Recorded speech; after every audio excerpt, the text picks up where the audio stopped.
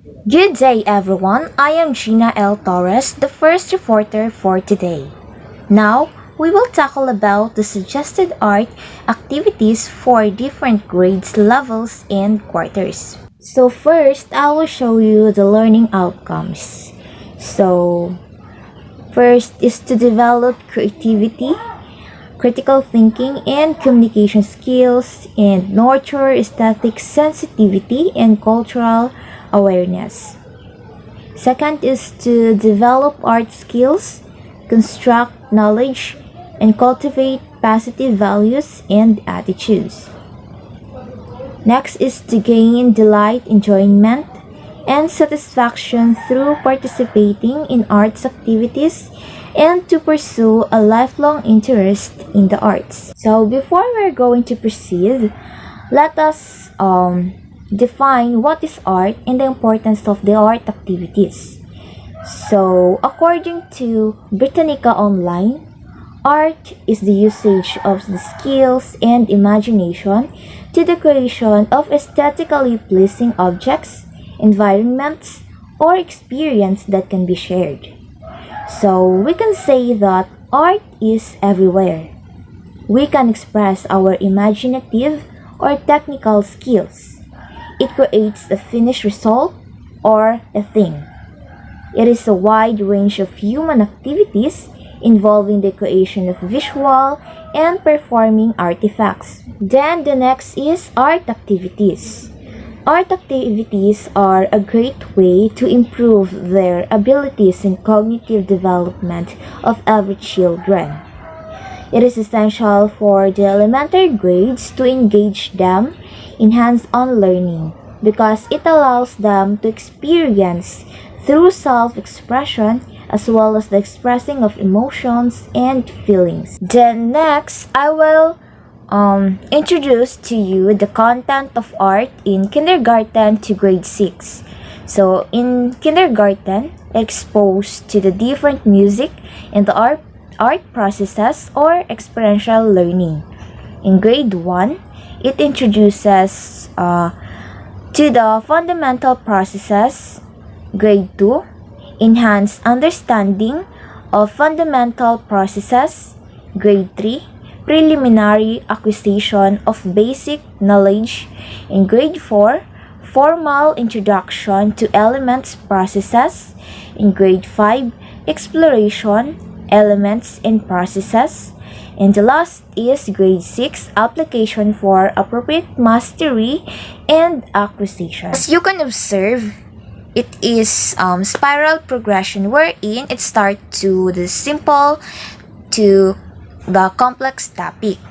So, spiral progressions allows the students to acquire concepts and skills that are appropriate for their development, cognitive stages, and reinforces retention and mastery of those topics and abilities as they are reviewed and consolidated. And now, I will going to introduce the art activities in kindergarten. First is watercolor leaf prints. So, this is the example. It helps, this activity helps the children to stand and use their bodies while producing art.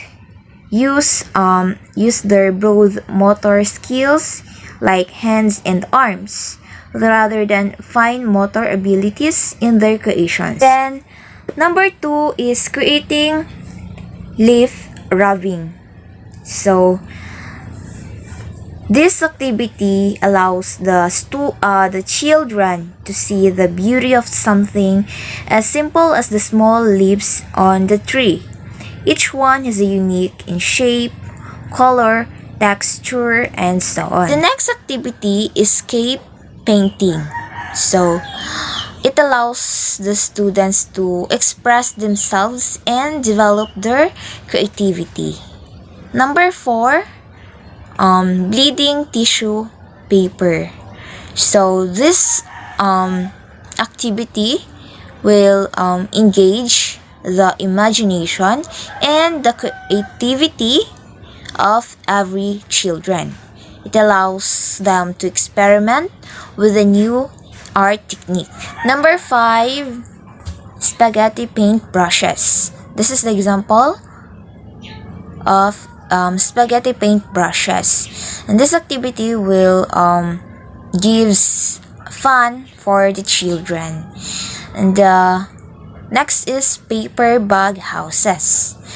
This activity allows the children to construct and create products that will help to boost children's confidence and encourage them to think independently and make decisions based on what they've learned. The next activity is easy tie-dye and hand puppets. So this activity helps the children to give awareness of the colors in their surroundings. These activities will help the learners to expose to the variety of techniques and materials, and it also begin to build in art vocabulary and also to present experiences in such a way that allows for their self-expression. Let's proceed to grade 1. The art activity in quarter 1 is drawing. So the students will create a portrait of himself and his family, which shows the elements and principles of art by drawing. For instance, like portraits, family portraits, person, school, furniture, animals, and plants. The picture shows above is the example of school furniture. In quarter 2, the art activity is painting. The students will able to create a harmonious design of natural and man-made objects to express ideas using colors, shapes, and harmony. For example, the painting in school landscape. In quarter 3, the art activity is printmaking. It allows the children to copy the image from nature. So the first picture is nature print, the second is object print, and the third is stencil print. So in this quarter, the students will able to demonstrate their understanding of shapes, textures, and prints that can be repeated and emphasized through printmaking. Then next is quarter 4. The art activities are dimension works and sculptures. So in this quarter, the students will demonstrate understanding of textures and 3D shapes and principles of proportion and emphasizes through 3D works and sculptures. So the example shown in the pictures that human figures out of clay. So now let's proceed to grade 2, quarter 1. The art activity is drawing. In this quarter, the students will demonstrate the lines, shapes, and colors as elements of art and variety proportion, and also the contrast as principles of art through drawing. The picture shown above is imaginary landscape. In quarter 3, the art activity is print making. Example of this are banana trunk prints, fern prints, eraser prints, found object prints, cut out designs, and the last is card making. In this quarter, the students will able to show their skills in making a clear print from natural and man-made objects. The last is quarter 4. The art activity is sculpture and 3D crafts. For example, the box figure sculpture, kites and boats, paper mache animals, and clay figures.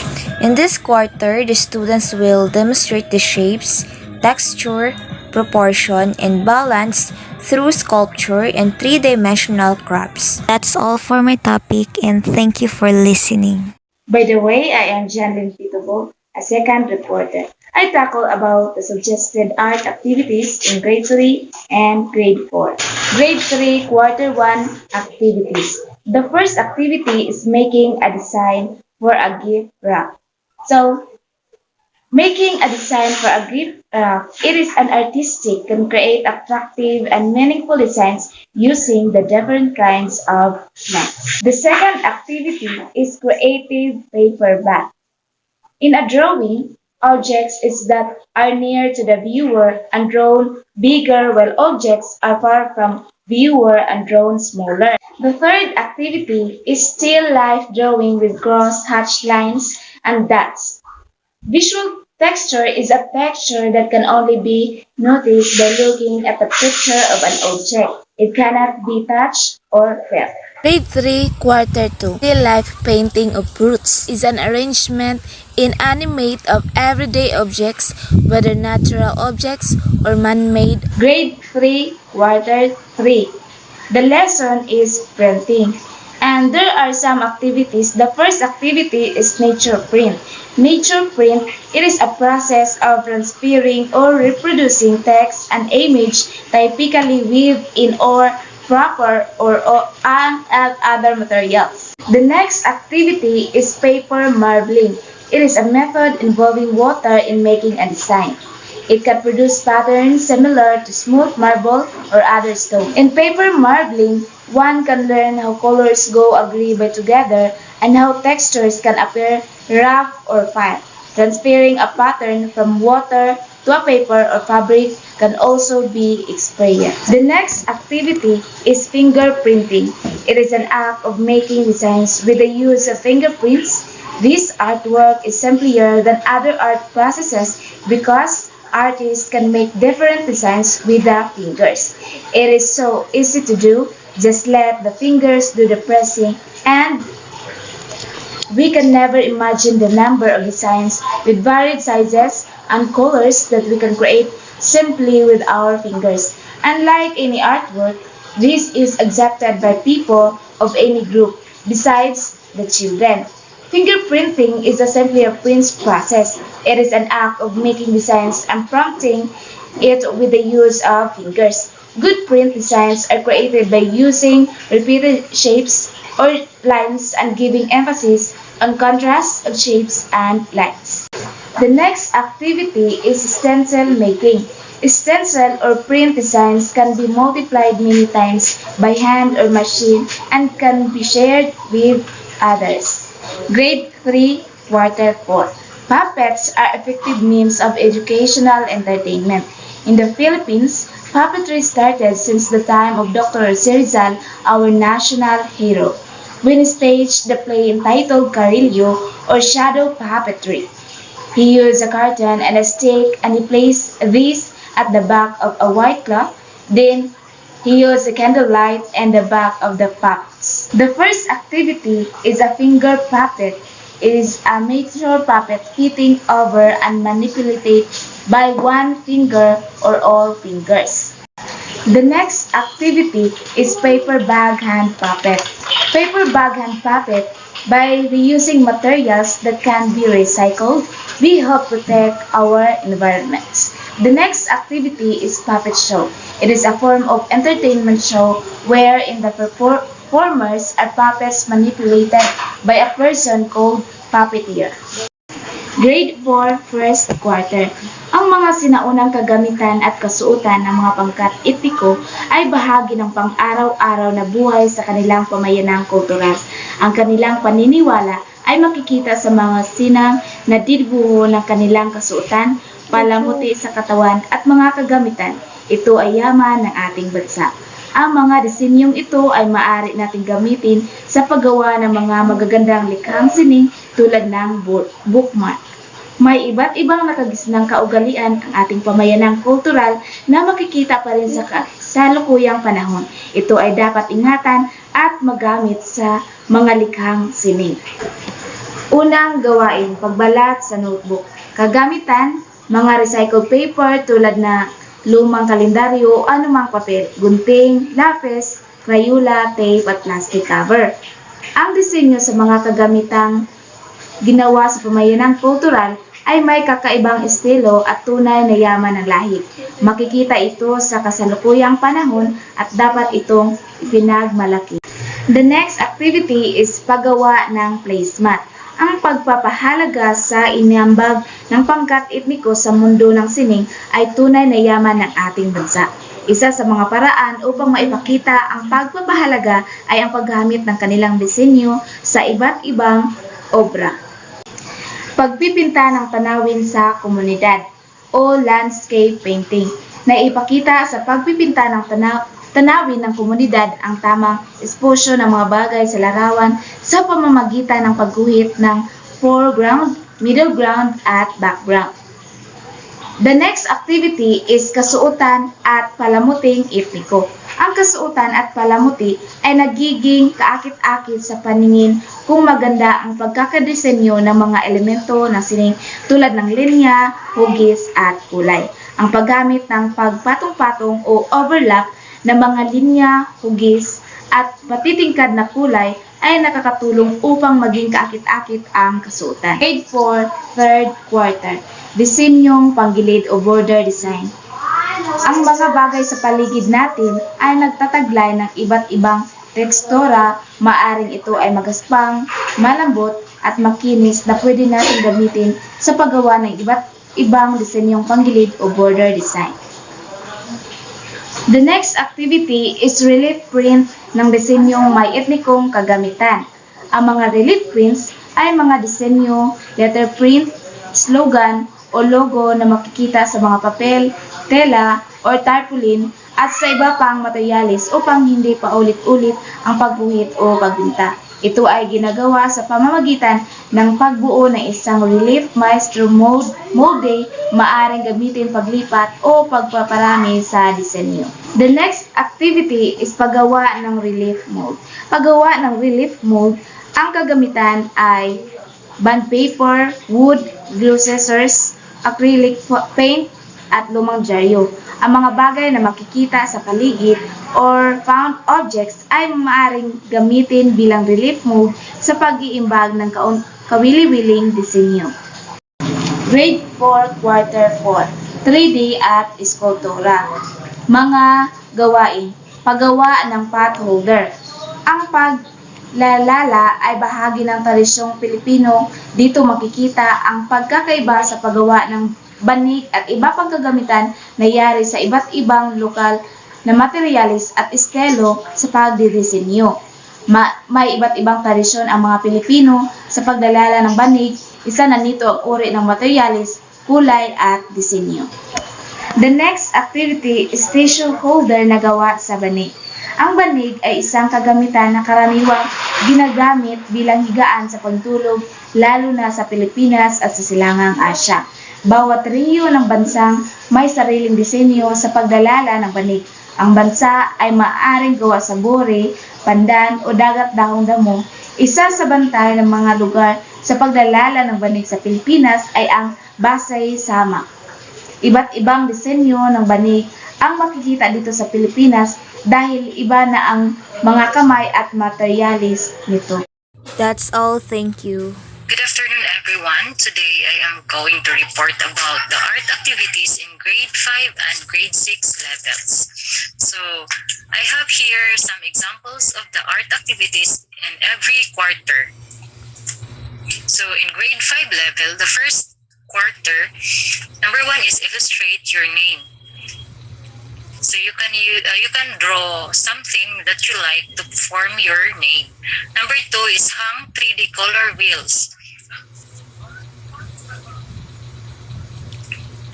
The second quarter art activities is decorate pretty paper lanterns and sketch 3D cone drawings, fold origami dragon eyes.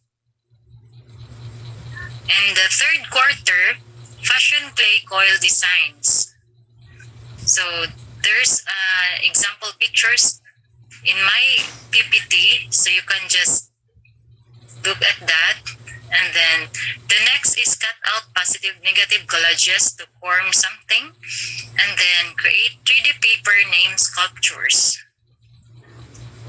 In the fourth quarter, art activities in grade 5 level is parody American Gothic, construct, mix media bird's nest, and shade spears to make plants. And now in grade 6 level, here's the first quarter art activities, the color collision. And the next one is painter racks. Second quarter art activities in grade 6 is create your painting. And number 2 is watercolors. Third quarter art activities in grade 6 is foil etching. And the second is Bella butterflies. In fourth quarter art activities in grade 6, here is a happy accident painting. You can see that it's a bird. Happy accident painting. And the next is milk bubbles. And that's all for my report.